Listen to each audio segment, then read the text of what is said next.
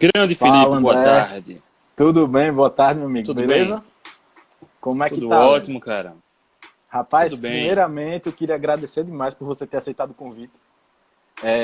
Já faz muito tempo que eu acompanho a sua página aqui, você sempre postando sobre artigos muito relevantes que deixam a gente que estuda nutrição, assim, contrário do que a gente aprende, você sabe bem disso, né? Por isso que eu resolvi lhe convidar para participar dessa live. Nada melhor do que falar com um atleta de verdade, para a gente tirar um bocado de dúvida que chega para mim e tenho certeza que chega muita coisa para você aí também. Primeiro, para o pessoal que está entrando aí, que não lhe conhece, você podia se apresentar aí uns 2 minutinhos, bem rapidinho, só para a gente saber? Claro, Felipão. Eu queria também agradecer a oportunidade, tá? Compartilhar informação relevante, cara. Para mim, como a comida de verdade, a low carb, transformou a minha vida, eu não meço esforços para compartilhar o máximo de informação e experiência que eu puder. A minha Então, vamos também. lá. Para quem não me conhece, eu me chamo André Burgos. Ah, eu era obeso e sedentário. Em 2013, eu comecei a mudar o estilo de vida. Eu não sabia o que era low carb, não tinha a menor ideia de nada disso sobre alimentação. Mas o primeiro passo que eu resolvi dar foi comer mais comida de verdade. Então, de janeiro de 2013 até hoje, eu não como pão, não como açúcar, não tomo refrigerante. De maneira inconsciente, eu comecei mais uma paleo low carb naquela época, tá? Eu comia mais comida de verdade, enfim, cortei tudo que era industrializado. Em 2014, eu corri minha primeira maratona. Em 2015, minha primeira ultramaratona. Então, eu comecei a tomar gosto pelas corridas de longas distâncias. Sim. Em 2015, minha primeira ultramaratona, que já foi um pódio de terceiro lugar. Em 2016, corri Foram quantos a quilômetros, maratona André? a outra A outra maratona de maratona? 50 quilômetros, 50? 50 na Chapada do Araripe, tá? Com Oh, altimetria rapaz. muito forte, enfim, foi uma prova linda.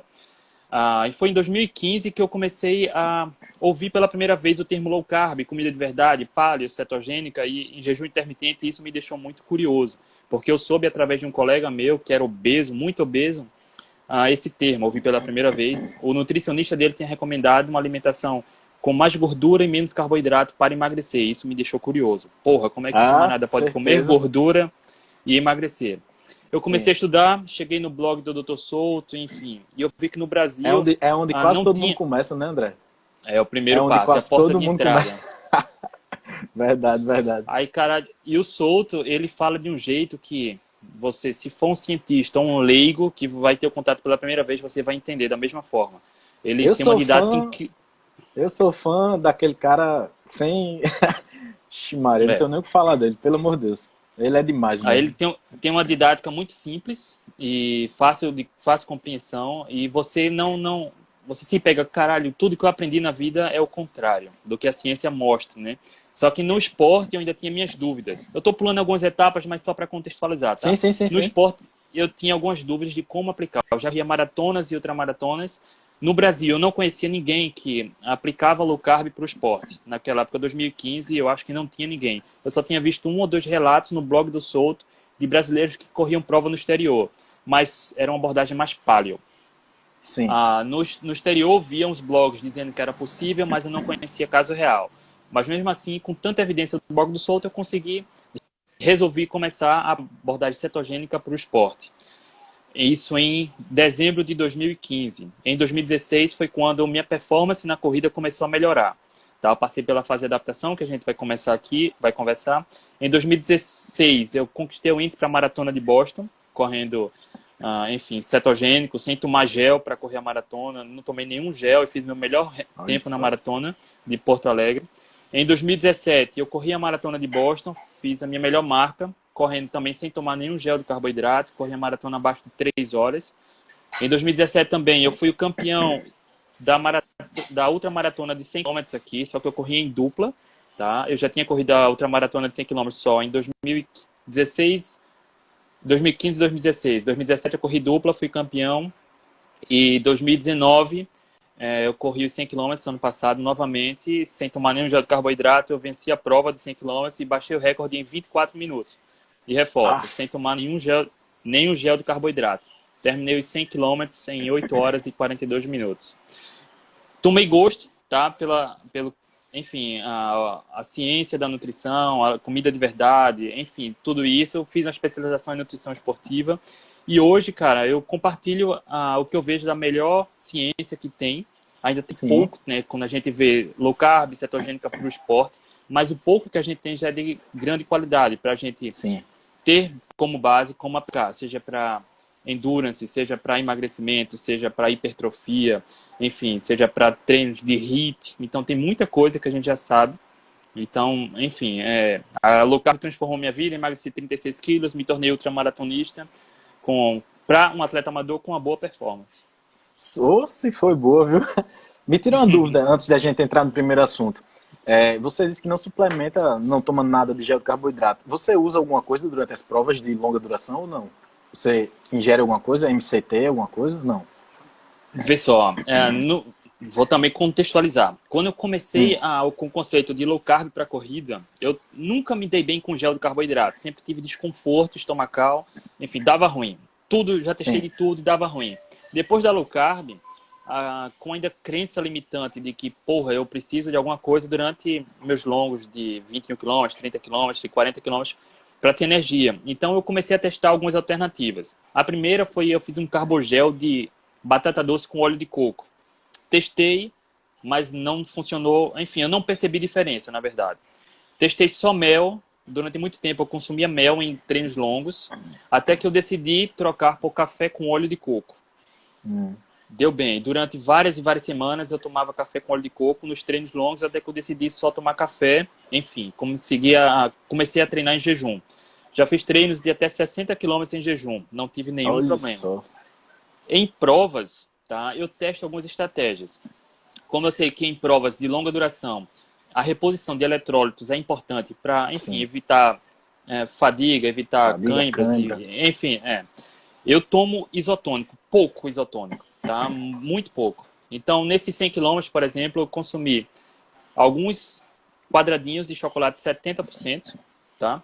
E um pouquinho também de isotônico durante, eu me esqueci o intervalo agora, a cada 40 minutos, não, a cada 6 km a 8 km eu tomava um saquinho de isotônico. Sim. Isotônico tradicional mesmo. Ao contrário do que se prega as recomendações de diretrizes para o esporte, que recomenda de 6 a 10 gramas de carboidrato por hora, para quem treina até de 1 a 3 horas por dia, Sim. comparado com o que eu faço, não é absolutamente nada.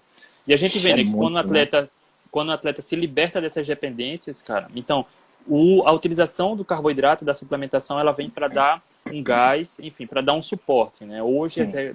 as diretrizes recomendam que você precisa consumir muito carboidrato e isso acaba tirando o foco mesmo do treinamento do atleta e acaba atrapalhando, pelo que eu vejo na prática mesmo, de quem está certo adaptado. Sim, certeza.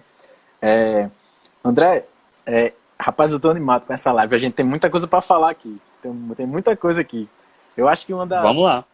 pra gente entrar no assunto aqui direto, uma das coisas que mais chegam para mim aqui de dúvida é se o jejum intermitente ele é seguro realmente, se ele causa perda de massa magra, como é que é esse lance do jejum.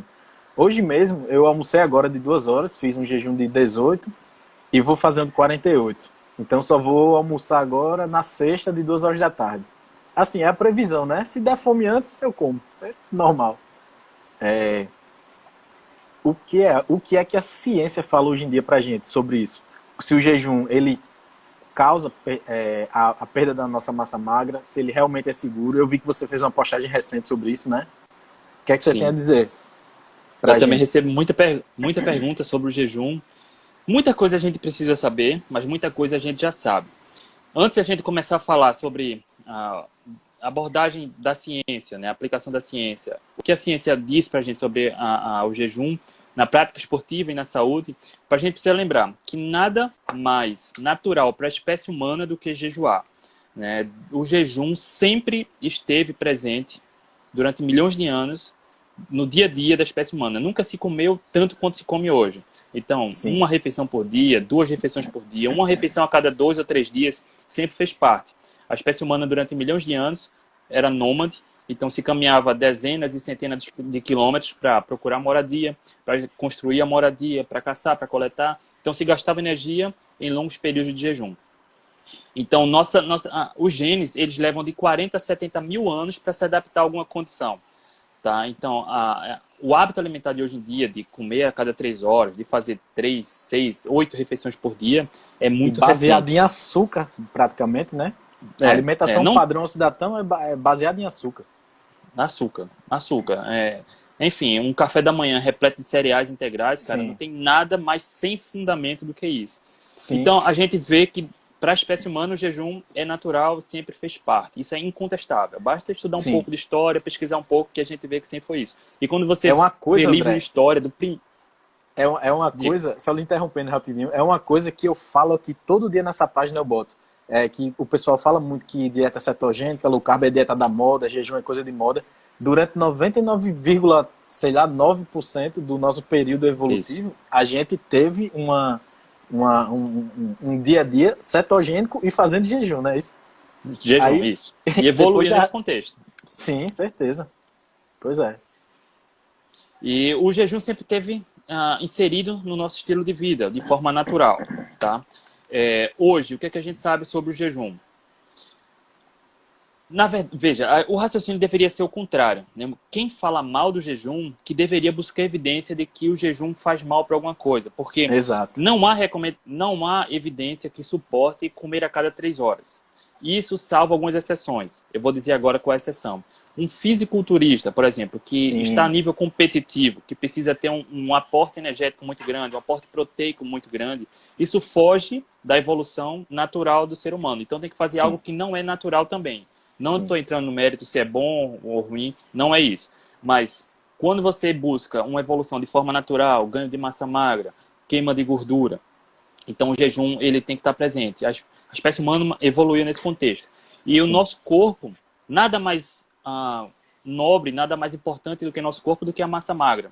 Então, durante milhões de anos, a espécie humana, como sempre gastou muita energia e comeu pouco, nosso corpo se comporta como tal para preservar a massa muscular ou promover o ganho da massa muscular. Então, em longos períodos de jejum, vou falar aqui a partir de 24 horas, que para muitos isso é pouco, para muitos isso é muito, mas a partir de 24 horas, nosso corpo se comporta, produz mais hormônios, feito o GH, que promove o ganho de massa magra ou trabalha para preservar a massa magra. O nosso corpo aumenta a produção de adrenalina também, que a adrenalina promove a queima de gordura. Então, para aqueles que dizem que precisa comer a cada 3 horas para acelerar o metabolismo, o que a ciência mostra é exatamente o contrário. Tá? Pois é, Em isso que você está falando é maiores, totalmente o contrário, né, velho? os maiores períodos de jejum aceleram o metabolismo. Quando a gente come, a gente sente vontade de descansar, nosso corpo precisa descansar, então dá aquela fadiga, aquele banzo, né, vontade de dormir, porque ninguém precisa comer para se exercitar. O que acontece de forma natural é exatamente o contrário. No esporte, a gente pode ver um grande exemplo é o Ramadã. Ramadã, que é uma religião, né, muçulmana, que pratica o Ramadã durante 30 dias. Se eu não me engano, eles se alimentam do pôr do sol até o nascer do sol, tá? De noite. E durante o dia não há ingestão de calorias. E existem, claro, vários e vários atletas de alto rendimento. E a gente desconhece qualquer caso de problema de saúde, de qualquer problema. Não só o Ramadã, mas o budismo também recomenda jejum, o Sim. cristianismo, o jejum. Na própria Bíblia já fala que Jesus Cristo jejuou por 40 dias e 40 noites. Então, para quem tem algum apego, para quem segue alguma religião, sabe que na prática religiosa também se recomenda o jejum. Na ciência, a gente vê inúmeros estudos falando que ou o jejum é seguro, ou ele promove até 5 dias. Tem estudos sobre a produção do GH de 5 dias, que há uma maior produção do GH para quem jejua 5 dias, ou seja, passa 5 dias sem comer nada. Há uma maior produção de adrenalina. Na prática esportiva é que a gente precisa de mais estudos, mas a gente precisa partir daquele ponto de que a gente não precisa provar que o jejum é saudável. Quem diz que não é, que precise provar que causa algum risco. Inclusive, Exato. recentemente, há poucos anos, um japonês ganhou o prêmio Nobel justamente por provar alguns benefícios da autofagia, da renovação celular, da prática do jejum. Né? Exato. Foi um prêmio Nobel. E é Sim. isso. E recentemente também, se eu não me engano, foi no início desse ano, Felipe, eu fiz um experimento, tá? Para quem me conhece sabe que eu pratico jejum naturalmente. Eu fiz um jejum de 84 horas, tá? Foi do domingo à quinta-feira. E treinando corrida todos os dias, 1 hora de corrida todos os dias. Tá? E não sentia absolutamente tontura, não senti fadiga, não senti enjoo. O que eu senti, claro, durante a atividade física, acho que a partir do terceiro dia, do quarto dia, dava para sentir um pouco mais a perna pesada, apesar Sim. de que não faz sentido, né, a gente treinar com 3 dias, 4 dias de jejum, mas para a gente falar alguma coisa, a gente precisa ter algum embasamento, Sim, né? sim. Então, é isso. O que a ciência diz, que é seguro para quem está adaptado, tá ok. No jejum aumenta o metabolismo, no jejum aumenta a produção de GH. Então, o que acontece no jejum? Você fica mais disposto, mais atento e o nosso corpo trabalha para preservar a massa muscular e queimar a gordura. Basicamente é isso. Então, é uma coisa que foi uma das principais coisas que eu falei com você inicialmente foi isso. Esse estudo que você publicou vai totalmente contrário ao que a gente aprende, né? Porque se você parar para pensar, todo mundo fala, não, o jejum, eu vou ter perda de massa magra. Então, é ao contrário. O GH, É para o ao pessoal que não contrário. sabe, que é o hormônio do crescimento aí, ele é estimulado com o jejum, então, né? É. E uma das principais funções do GH é preservar ou promover ganho de massa óssea e massa magra, tá? Agora, é Sim, claro que não é só o hormônio do crescimento. Você precisa ter sim. um estilo de vida adequado, comer comida de verdade, precisa se exercitar. Ninguém ganha massa magra se não puxar ferro, se Parado, não se né? exercitar. É, não é só Sim, sim. isso. Precisa ter níveis de estresse baixo, né? Ter um controle, nível de estresse de forma controlada, baixo cortisol, enfim. É simples. Sim, sim, sim, sim. Pessoal, queria dizer que quem tiver dúvida, aproveita o André aqui nessa hora, mande pergunta aqui nessa interrogaçãozinha, que ele disse que ia responder tudo, Dentro do nosso tempo, a gente responde tudo. né? Outro assunto que a gente levantou, que eu mandei para você, para a gente comentar, era sobre a preocupação, nem só de atletas, de pessoas normais que treinam ali no seu dia a dia, uma horinha por dia, com a preocupação com o estoque de glicogênio. Porque é o seguinte, para o pessoal que não sabe, o glicogênio é a forma que a gente armazena energia. Então a gente tem glicogênio muscular, glicogênio hepático, e quando a gente precisa, quando a gente faz uma dieta de baixo carboidrato e precisa, o fígado vai jogando glicose ali na corrente sanguínea e ali vai servir como fonte de energia. Uma das grandes preocupações de quem é atleta ou de quem treina é de manter esse estoque de glicogênio para não perder rendimento, né? O que é que você tem a falar como atleta profissional, com base no que você está lendo, sobre isso, sobre a relação do desempenho dos atletas com baixo Ó, consumo de carboidrato? esse foi exatamente o tema do meu artigo de conclusão de curso da pós-graduação em nutrição esportiva. Foi Olha sobre os só, estoques de rapaz. glicogênio em atletas cetoadaptados. Aí veja só, vamos resumir. Na década de 60, dois principais estudos levantaram justamente essa hipótese, que a gente já sabe que tem fundamentação, que na prática acontece isso, da relação entre estoques de glicogênio e performance atlética. Ou seja, baixos estoques de glicogênio estavam associados à fadiga, e nenhum atleta quer isso. Isso é fato, está indiscutível, está fechado. No entanto, a partir daí, Felipe, vieram várias publicações a respeito de que recomendando o alto consumo de carboidrato para repor os estoques de glicogênio ou manter os estoques sempre altos, o que é um raciocínio um tanto quanto lógico, né? Se eu como carboidrato, o Faz até carboidrato é sentido, né? convertido em glicose, a glicose é usada como energia ou armazenada como glicogênio.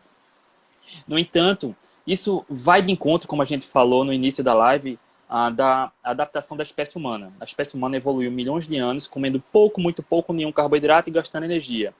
Ora, para que eu preciso comer tanto carboidrato para repor o glicogênio se durante a história evolutiva da espécie humana a gente evoluiu num ambiente contrário a isso, gastando energia e comendo pouco carboidrato? Em 83, o Steve Finney fez um estudo com ciclistas testando justamente a cetoadaptação, a performance de ciclistas cetoadaptados. Então, o que é que aconteceu?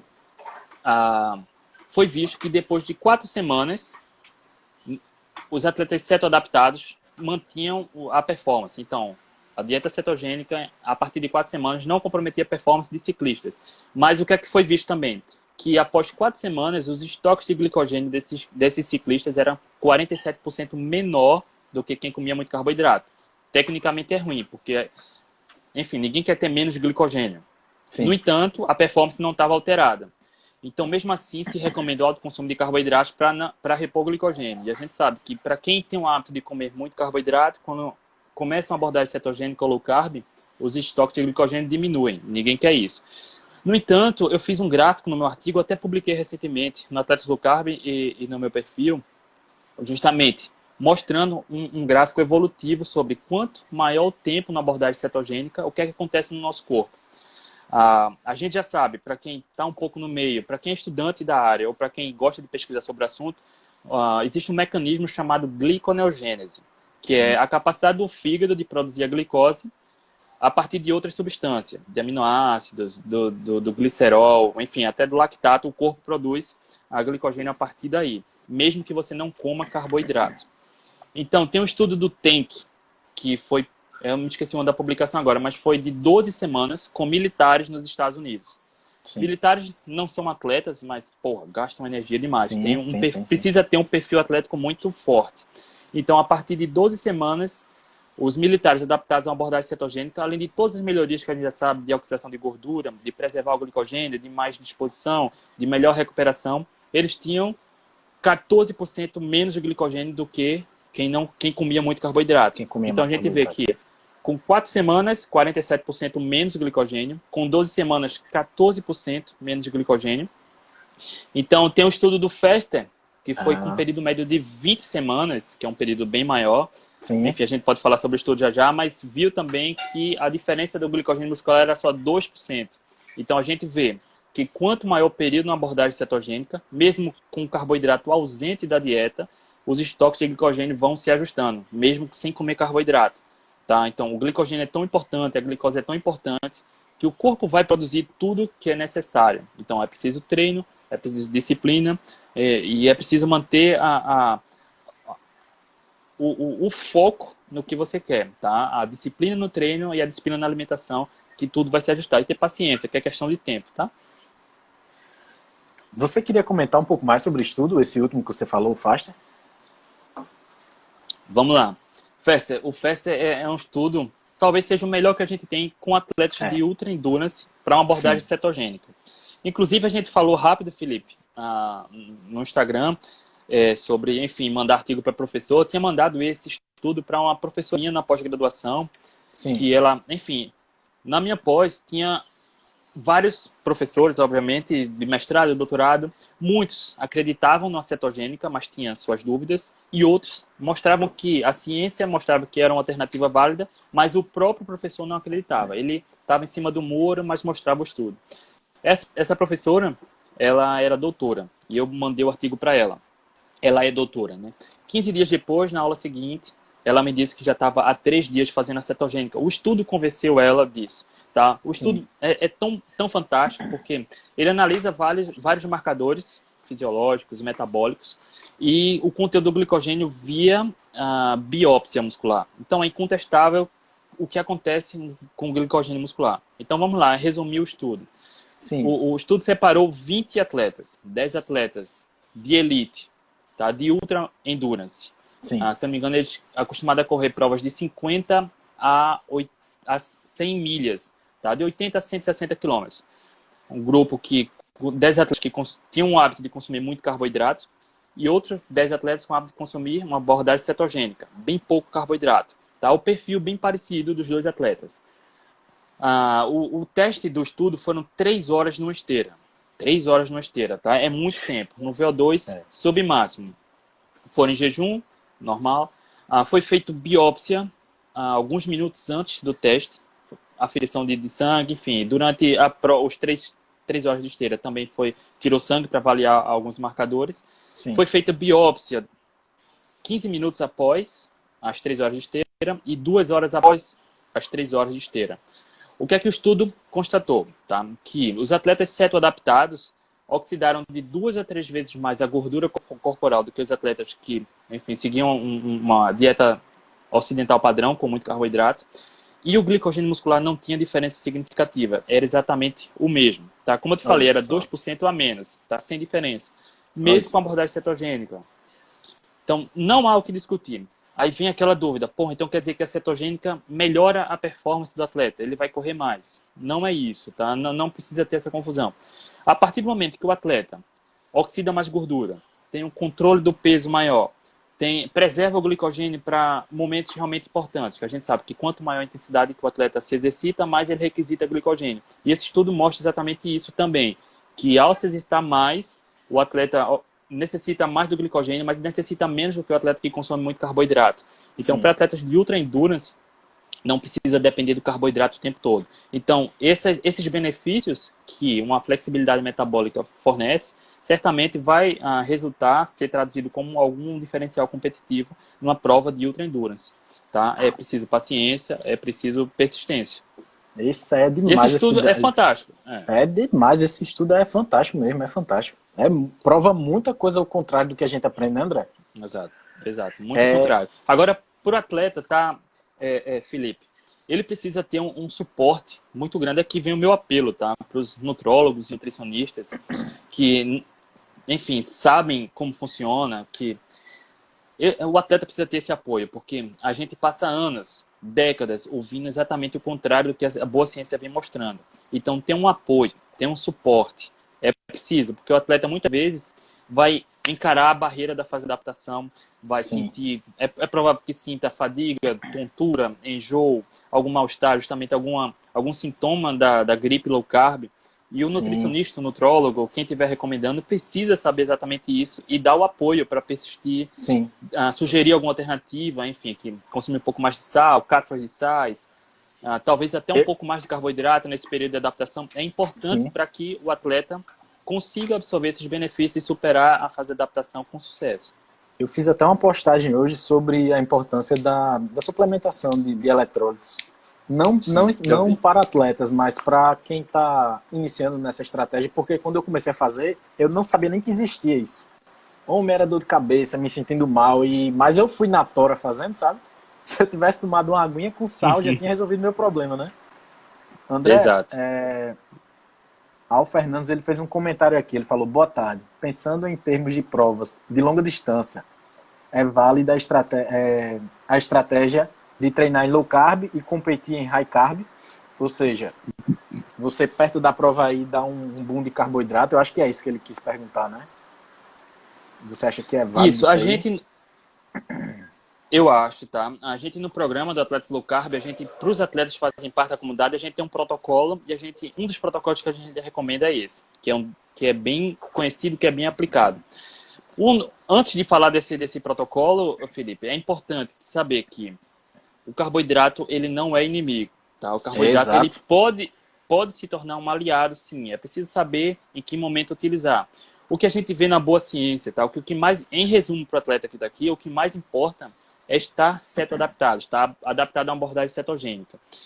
Isso não quer dizer que você precisa fugir de todo e qualquer carboidrato em todo momento, tá? Não. Quanto melhor sua flexibilidade metabólica, mais benefícios você vai ter na prova. Voltando para o FASTER, antes de falar desse Train Low, Compete High, existe um dos maiores ultramaratonistas da atualidade, é o Zach Bitter. Ele tem vários recordes em provas de 24 horas, provas de 100 km, 160 km, 100 milhas. O cara é foda. A gente fez uma entrevista com ele também, tá lá no Atletas Low Carb. Ele fala da sua abordagem nutricional. E ele participou desse estudo FASTER, Felipe. Ele foi o atleta que mais oxidou a gordura. Durante as 3 horas, 98% da energia gasta por ele veio da gordura corporal. Então, isso quer dizer que os outros 2% veio de aminoácidos, veio do próprio glicogênio, da glicose circulante. Enfim, ele usou quase nada, tá? Quase nada do glicogênio muscular. Isso mostra o quanto um atleta adaptado a uma abordagem cetogênica, tá? Vai ter benefícios a usar mais a gordura e preservar o glicogênio. E ele também, assim como a gente, no programa Atletas Low Carb, ele pratica uma abordagem que é Train Low, Compete High. Ou seja, durante a grande maioria do tempo, uma abordagem low carb cetogênica. É claro que quando o atleta aumenta volume e intensidade, ele precisa aumentar um pouco mais o consumo de carboidratos, mais por conta da energia. Tá? Porque, enfim, ele chega a treinar 21 horas por semana, então é muita energia gasta e ele absorve também calorias vindas do carboidrato. Não porque ele precisa do carboidrato, mas ele usa em momentos pontuais. Sim. E durante uma prova, tá, ele usa um pouco mais de consumo de carboidratos para justamente poupar um pouco o glicogênio, enfim, e conseguir porque o carboidrato, o açúcar do carboidrato, ele é absorvido como energia muito rapidamente. Então, para quem está adaptado, utilizar o carboidrato em momentos pontuais de forma inteligente faz sentido, tá? Agora precisa testar. É o que a gente fala direto, precisa testar. Muitos atletas Inclusive, a gente fez algumas lives com atletas que fazem uma abordagem carnívora, que, enfim, conseguiram suas melhores marcas, inclusive na maratona, só com água e cápsulas de sais, sem tomar absolutamente nada. Isso Olha não só. parte de regra, tá? Existem vários protocolos. As diretrizes recomendam como uma bíblia, uma unanimidade. Você tem que comer muito carboidrato, mas há pouco tempo a gente vem mostrando que essa não é uma verdade absoluta. Sim, sim, sim, sim. André, Marcelo Ramos, ele perguntou aí embaixo se você usa whey e se pode usar. Você particularmente usa whey? Nunca tomei whey. Nunca tomei whey. Não tenho nada contra, tá? É porque eu ainda prefiro, se eu puder escolher comida e algum suplemento, eu sempre vou para comida. Eu, Nunca comprei, nunca ganhei, nunca tomei whey, mas não é por isso que eu tenho alguma coisa contra, tá? Mas sim, eu sim, acho sim, que sim. sempre a comida de verdade é a melhor opção. Sim, certeza. André, para o pessoal que está aqui que não é da área, que não estuda, assim, a gente fala muito de cetoadaptação, né? A cetoadaptação que é esse período que você explicou muito bem naquele estudo, que quanto maior o período, mais cetoadaptado o atleta estaria. Para explicar de uma forma clara, assim, para o pessoal que tá vendo aí e que não é da área, o que é essa cetoadaptação e como é que foi a sua no começo? Vamos lá.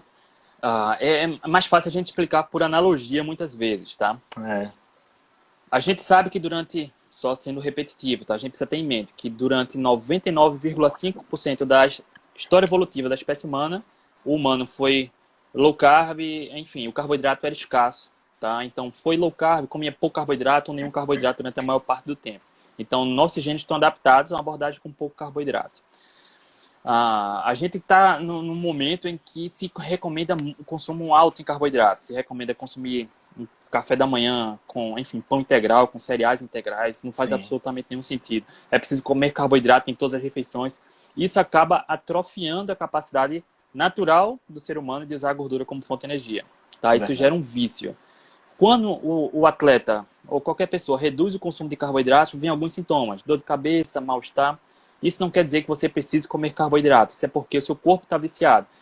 Quando a gente come muito carboidrato, uma das funções da molécula da glicose é segurar a molécula de água, então ele retém Sim, líquido. Quando a gente reduz o consumo de carboidratos, o nosso corpo tira esse excesso de líquidos, e junto com os líquidos vão sais minerais, principalmente sódio. Então, com a ausência desse excesso de sódio, a gente acaba sentindo mal-estar, tontura, fraqueza. Então, é preciso suplementar um pouco mais de sal ou alguns sais minerais. Em resumo, é isso. A analogia que eu falo é que as pessoas têm medo. Porra, cortei carboidrato, faz 2 dias que eu tô com dor de cabeça. Quando um fumante ou um alcoólatra corta também o vício, né, para de fumar ou para de beber, ele sente exatamente essa crise de abstinência. Sente dor exato. de cabeça, sente mal-estar, enfim, sente sintomas de crise de abstinência. O que a gente pode fazer exatamente a mesma analogia. Há uma crise de abstinência.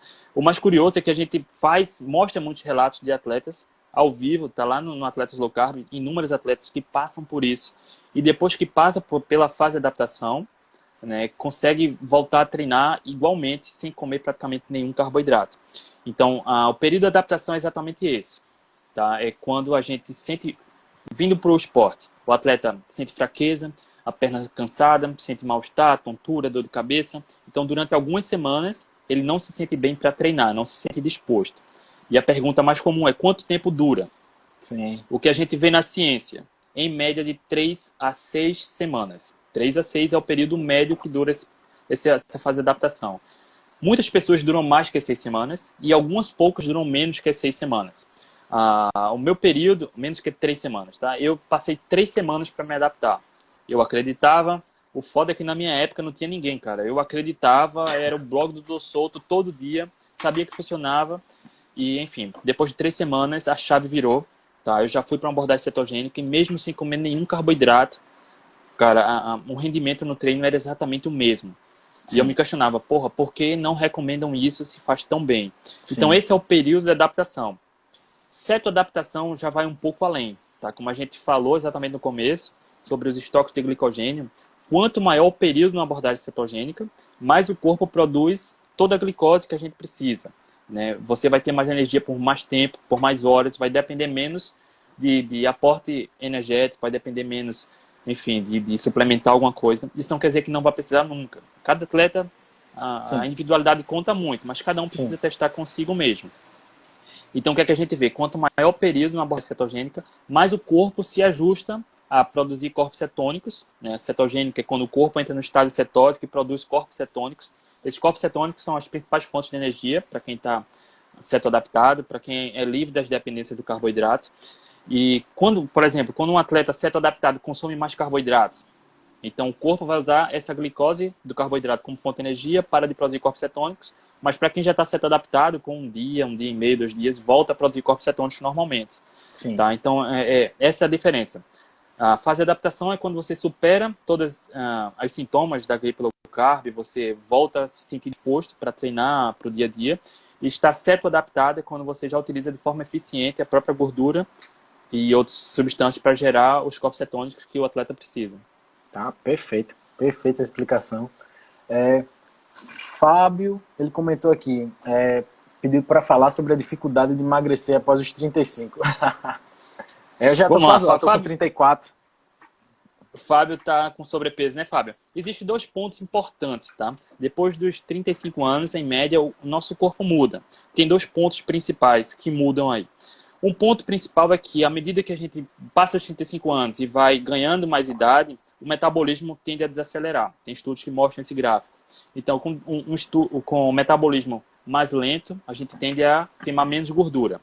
Esse é o ponto 1. O ponto 2 é que a sensibilidade à insulina vai piorando com a idade também. Tá? Então, é importante saber que emagrecer aos 35, aos 40, 45, 50 anos não é a mesma coisa de emagrecer aos 20, 25, 18 anos. Por isso, muitas pessoas que, quando são adolescentes, início da idade adulta, comia de tudo, se exercitava pouco e não tinha problema com sobrepeso, quando passa dos 33, 35, 38 anos, tá, praticamente com o mesmo estilo de vida, começa a ganhar peso, justamente por conta desses principais fatores, tá? Sensibilidade à insulina e metabolismo desacelerando. Isso é natural da espécie humana. Então, é preciso ter alguns focos para quem quer emagrecer sobre comida de verdade, atividade física, ter um estilo de vida, tá, que promova baixos níveis de estresse, baixos níveis de ansiedade. É tudo um ciclo, tá? Então, qualidade do sono. Pegar um solzinho, né, André? Pegar um solzinho. Pegar um solzinho ajuda importante demais. Então, fica claro, tá? 2 pontos principais. Depois de 35, o metabolismo tende a desacelerar e a sensibilidade à insulina a piorar um pouco. Então, se você já tem uma dieta que não é tão boa, que favorece o aumento da resistência à insulina, ainda dá tempo de mudar, né? Tem que ser o quanto menos possível. Marcelo Ramos comentou aí que está com 41 e perdeu 12 quilos com a low carb, jejum e exercício. Olha aí, beleza, show de bola. Excelente, Marcelão. E o metabolismo da mulher ainda mais? A mulher ainda tem a questão hormonal, né, André? O metabolismo da mulher...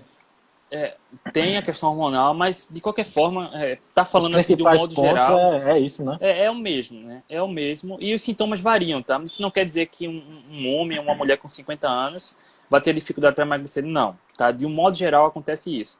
Tem aqueles camaradas, bicho, com 70 anos, come 5 pães franceses por dia e não ganha 1 grama de gordura. Não é? É uma aberração da natureza, mas acontece isso, tá? Mas de um modo geral, são pontos fora da curva. Sim, certeza. E tomando banho gelado. Banho gelado é um hack, né? Para quem é biohack também utiliza o banho gelado, que ajuda em outras questões. Mas aí já não é a minha praia, não. Eu tenho inveja de quem toma banho gelado, porque aqui Você tá morando em Recife? Tô. Pronto, eu sou aqui de Natal, a gente é quase vizinho. Eu acho que quando esfria muito dá 23, 24 graus, né? É por aqui. Então a gente não tem acesso a banho muito gelado. André, me tira uma dúvida. Não sei se você vai poder falar seus segredos aí, que foi um dos últimos pontos que eu te mandei hoje pra gente comentar. De como é que tá hoje em dia a sua alimentação e qual é o seu segredo, antes das provas. O que é que você faz? Se você aumenta carboidrato, se você segue aquele protocolo, como é que funciona para você? E depois queria que você falasse lá da corrida do frio lá. Vamos lá, tem segredo nenhum não, cara, não tem segredo não.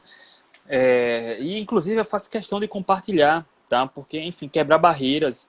Tem muitas pessoas que deixam de ter uma saúde melhor, ter uma performance melhor justamente Sim. por essas crenças limitantes. Sim. Não quer dizer que todo mundo precisa fazer low carb, precisa fazer cetogênica, mas tem muitas pessoas que precisam e deixam de ter uma vida Sim. melhor por conta disso. Então, eu compartilho para mostrar que funciona. E não é só comigo, tá? Lá no canal do Atletas Low Carb já são quase 100 lives, são mais de 100 vídeos a gente mostrando exatamente Tem isso. muita coisa, Ó, muita coisa. olha o Felipe aí, vamos lá. Primeira pergunta. Como é a minha alimentação hoje? Depois da low carb, eu comecei a me sentir mais saciado. Então Pois hoje eu é, faço é o ponto fundamental. uma ou duas refeições por dia. Tá? Essa é a minha média. É claro que em alguns dias dá vontade de comer de manhã e eu não sou muito refém de protocolos fechados. Porra, só vou Sim. fazer uma refeição, só duas. A não ser que seja algo planejado. Como o Felipe falou, que vai fazer um jejum até sexta-feira. Quando eu tenho algo planejado, eu sigo. Mas eu sou muito a favor dessa flexibilidade, do jogo Eu de também cintura. acho. Quem participa dos grupos que eu faço de desafio de 21 dias na cetogênica sabe que chega um momento que eu falo justamente para você se permitir, se libertar dessas regras muito fechadas. O que importa é você viver com saúde e viver de forma flexível, mas sabendo as consequências de toda ação. Tá tranquilo. Então eu faço uma ou duas refeições por dia, normalmente a abordagem cetogênica ou carnívora. Hoje eu me mantenho 90% carnívoro, comendo alimentos de origem animal, É o meu carne, caso. Eu faço isso também. carne e ovos, às vezes como queijo, tá? Faço alguma refeição com creme de leite, com nata, é a base, tá? Há muito tempo eu não como raízes, tenho 2 filhos, a gente compra todo tipo de fruta, mas eu não sinto mais vontade. Para quem me pergunta como acabar com as vontades de doce, faça cetogênica, se permita seguir 2 a 3 semanas com cetogênica, você vai ver que vai sumir isso. Sim. E sim. esse é meu estilo normal, tá? Às vezes, quando eu como de manhã, só para deixar claro também, eu como ovo com queijo ou como carne com ovo, alguma coisa assim. Nunca foge disso, nunca. E é isso. Treinamento para prova, tá? Como é que eu faço isso? Começando um ciclo de treinos para uma outra maratona ou para uma maratona. Carnívora, tá? Durante 4 a 6 semanas, uma abordagem carnívora ou 95% carnívora. Eu Parecido com o não que fico você muito... faz normalmente, né? Exato. Eu não fico, Parecido. não levo carnívora para a vida porque eu ainda gosto de vegetais. Hoje meu Sim. almoço foi um bistecão de porco bem grande com cebola, pimentão e azeite. Foi isso, tá? Beleza. E um pedaço de girimum pequeno que eu gosto. Então, eu gosto de vegetais, eu gosto de temperar com alho, gosto de cebola, gosto de pimentão, gosto de tomate, gosto de abacate e eu não abro mão disso. Sim. Mas durante a maior parte do tempo é carnívoro. À medida que eu vou aumentando volume e intensidade, eu vou aumentando um pouco o consumo de carboidratos. Mas aumentar um pouco, cara, e eu ainda me mantenho na cetogênica, tá? Para quem consome Sim. praticamente zero, aumentar para 5% das calorias, 7% das calorias ainda é muito pouco. Sim. Quando eu faço 2 treinos próximos, por exemplo, eu faço um treino de noite e no outro dia de manhã. Às vezes, nesse jantar, eu consumo um pouquinho de batata doce ou um pouco de macaxeira, tá? Por 2 motivos. Um é para... A gente sabe que não precisa comer carboidrato para repor glicogênio, mas como é um período curto de intervalo de treino, tá? Consumir vai ajudar a repor mais rápido, não que precise, mas ajuda. E ajuda na qualidade do sono. Quem aqui nunca comeu um almoço cheio de carboidratos que depois vem aquele sono? Então, às vezes, consumir um pouco mais de carboidrato de noite ajuda na qualidade do sono. Principalmente para quem treina de noite. Sim. E fica cerca disso, tá? Dificilmente, cara, num ciclo de treino para maratona ou ultramaratona, eu passo 100 gramas de carboidrato no dia. Muito dificilmente. A não ser que dê vontade, como eu falei, jogo de cintura, flexibilidade, tudo bem. Deu vontade de fazer um jantar com um pratão de macaxeira, eu como, tá? Eu não fico muito preso a isso, não. E não é uma refeição como essa, baseada em comida de verdade, que vai atrapalhar um ciclo de treino, tá? Pois é. Não é isso. Certeza. E durante prova, cara, eu falo com absoluta certeza. Ninguém precisa suplementar carboidrato desde que esteja adaptado. Então, ano passado, eu me preparei desde o início do ano para correr os 100 km do frio. Eu queria fazer a prova da minha vida. O meu objetivo não era vencer, eu só queria fazer a prova da minha vida. Eu queria fazer, enfim, uma prova, tá, para mim, perfeita. E eu achei demais. Isso aí foi... Meu amigo. A prova foi em agosto. Eu comecei a treinar em janeiro. Não furei um treino. Treinei de 4 a 6 vezes por semana. Treinava de 70 a 110 km de corrida por semana. Essa foi a minha média. E fiz alguns treinos, tá? Para quem é do meio da corrida, sabe que tem o desafio Cidade Maravilhosa, que foi em 23 e 24 de junho, no São João, no Rio de Janeiro. 2 semanas antes surgiu a oportunidade de correr a prova. Então, uma parceria com a empresa aí me ofereceu para ir. Eu fui, não estava treinando para ela. Corri a meia maratona como treino no sábado, são 2 dias seguidos, a meia maratona no sábado e a maratona no domingo. Corri a meia maratona em jejum, só tomei água durante a prova, e foi tranquilo. E depois da meia maratona fiz só um churrasco. Aí no jantar da meia maratona, que precedeu a maratona, eu comi acho que 13 rodelinhas de batata doce com ovo e carne. Foi o meu jantar. O início da maratona, se eu não me engano, eu consumi um quadradinho ou 2 de chocolate 70% e café, e só. Corri a maratona mais forte como treino e rolou um sub 3. Terminei 2 horas e 59 e 55 segundos. Correr uma maratona abaixo de 3 horas como treino é foda, tá? É algo pra... E foi isso, foi como treino. Não tomei nenhum gel de carboidrato. Durante a maratona eu só consumi água e isotônico que forneceu na maratona. Acho que foram 3 pontos ou 4 pontos de isotônico. Tá? Durante a maratona, consumi num copinho, foi tranquilo. Aos 100 km do frio, tá? Eu fui na abordagem cetogênica, mesmo esquema. Tá? Antes dos 100 km do frio, deixa eu só falar, eu também fiz um outro treino de 71 km aqui em Recife. Para quem conhece, eu saí de Recife e fui até Gravatar. É uma subida da Serra das Russas. Boa, subida boa, viu? Subida boa. Foi na Semana Santa. Então eu estava treinando justamente uma estratégia para esses 100 km. Exatamente a estratégia. É o que a gente fala direto. Cara, não inventa na prova. Você precisa aplicar a estratégia que você vai fazer no treino. E os treinos são para essas estratégias. Então, durante esse treino de 71 km, eu iniciei em jejum. Eu fui consumir alguma caloria no quilômetro 30, 33. Eu levei O marido de minha prima foi de bicicleta, do meu lado, levando água. Tinha isotônico e chocolate 70%. Então, durante os 71 km, só isso. Água, isotônico e chocolate 70%. Exatamente a estratégia dos 100 km. Nada de diferente, nada. Sem inventar. Foi mesmo. Nos 100 km, no jantar, eu não lembro agora exatamente o que foi o jantar, mas eu acho que foi um pouco de batata doce também, com ovo e café. E antes, a largada da outra maratona de 100 km foi de 4 horas da manhã. De 2h30, de 2 horas eu acordei, de 2h30 eu consumi só ovo e café. 0 carboidrato. Só para ter um aporte de calorias, tá? Foi um pouco de ovo com café. Pronto, foi isso, tá? Sem nenhum mistério. Durante a prova, eu não lembro exatamente agora o intervalo de tempo, tá? Mas se eu não me engano, a cada 6 a 8 quilômetros, eu avaliava com o meu apoio se eu ia consumir algum isotônico ou chocolate. Então eu sempre avisava ele. Então não foi em jejum calórico, mas foi em jejum metabólico. Tá? Metabólico, com certeza. Nenhum carboidrato.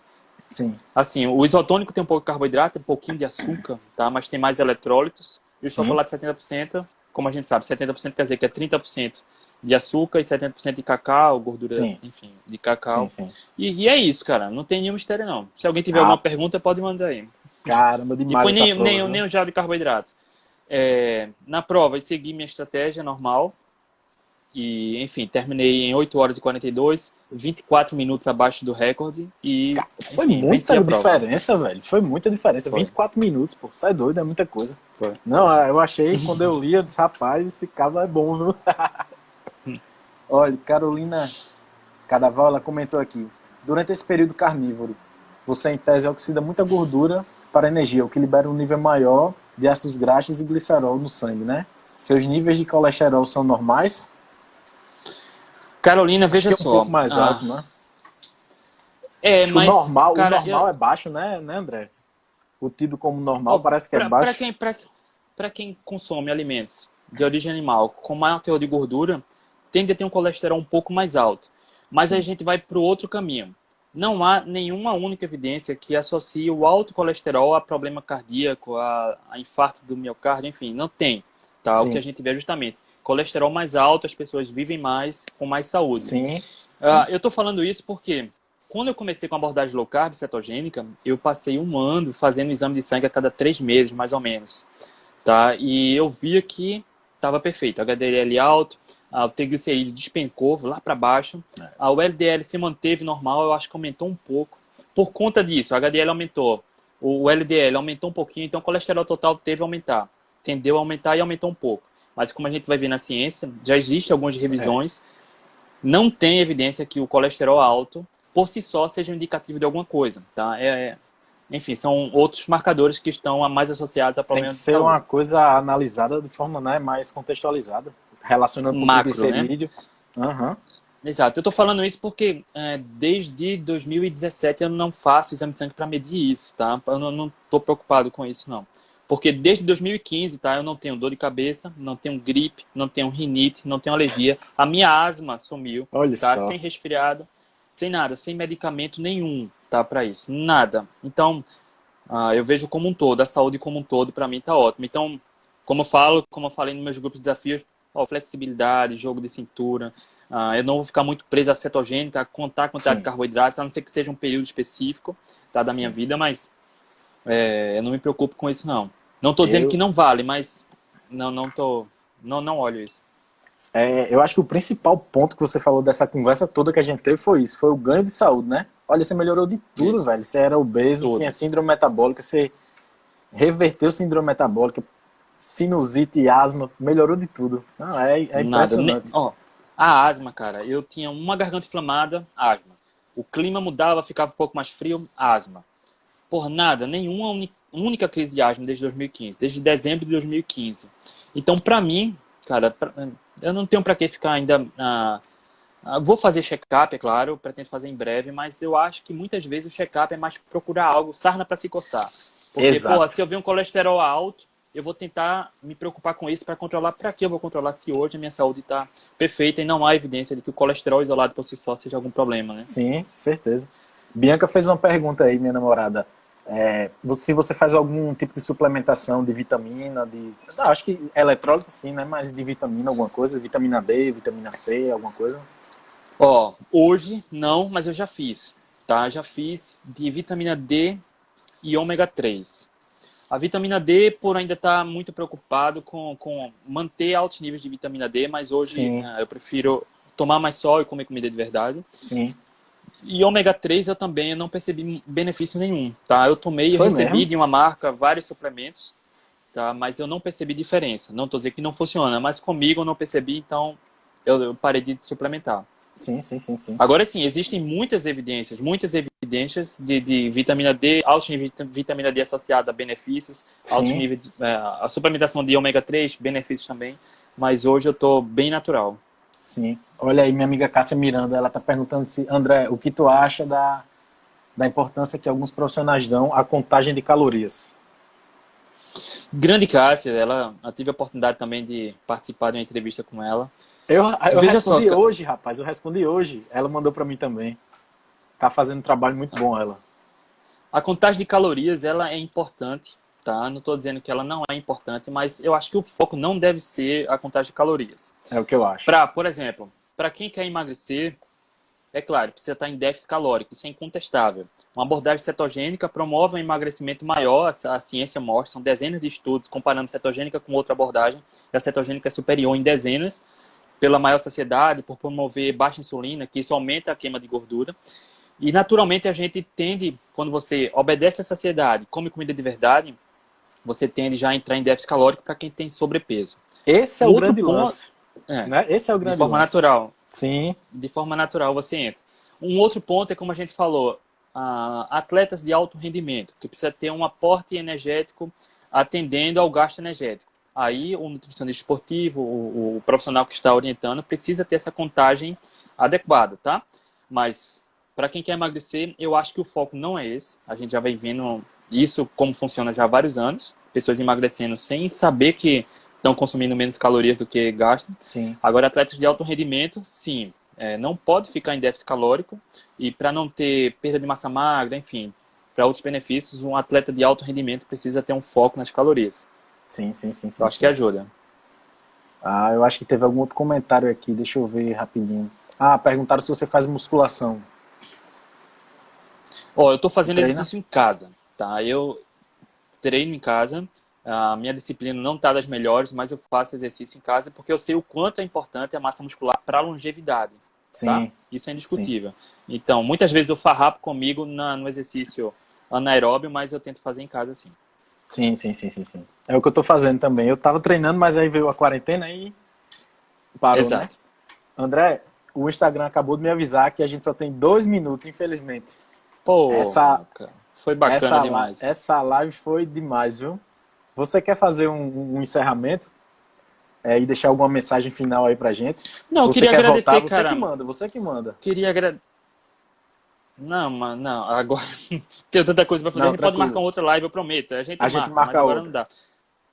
Mas eu Antes queria eu queria agradecer, só tá? agradecer, André, demais. Eu queria só agradecer demais o tempo que você dispôs aí para dar 1 hora de aula pra gente. E pronto, deixe sua mensagem aí para todo mundo que assistiu a live. Valeu. Pode falar. Deixa salva a live, viu? Vai ficar salvo no Eu GTV. só queria agradecer, cara. E quem tem medo, tá? Perca o medo. Low carb, cetogênico é baseado em comida de verdade. Tá? Então, comer comida de verdade não há absolutamente nenhuma contraindicação. Não há nenhuma contraindicação, desde que sejam alimentos que a espécie humana sempre consumiu. Então, seja para o dia a dia, para emagrecer, para performance esportiva, não tenha medo. Se permita, se dê um tempo, tá? 2, 3 semanas, 4 semanas, foque. Procure se aproximar de pessoas que estejam nesse meio, porque falar de fora, falar da arquibancada é muito fácil. Procure pessoas que estão dentro de campo jogando, que essas pessoas realmente conseguem dar opinião para você como funciona o jogo. Então, a opinião daquele que nunca fez ou que fez por 1 semana e diz que não funciona, esqueça esse. Não vale. Tá? Então, é isso. Show Não de vale. bola. Procure quem está dentro de campo jogando e paciência que o negócio funciona. Show de bola, André. Obrigado, muito obrigado. Queria agradecer de verdade o tempo que você dispôs aqui pra gente. Beleza? Tamo junto. Eu vou deixar salvo essa live aí. Quem quiser pode reassistir. Valeu. Valeu.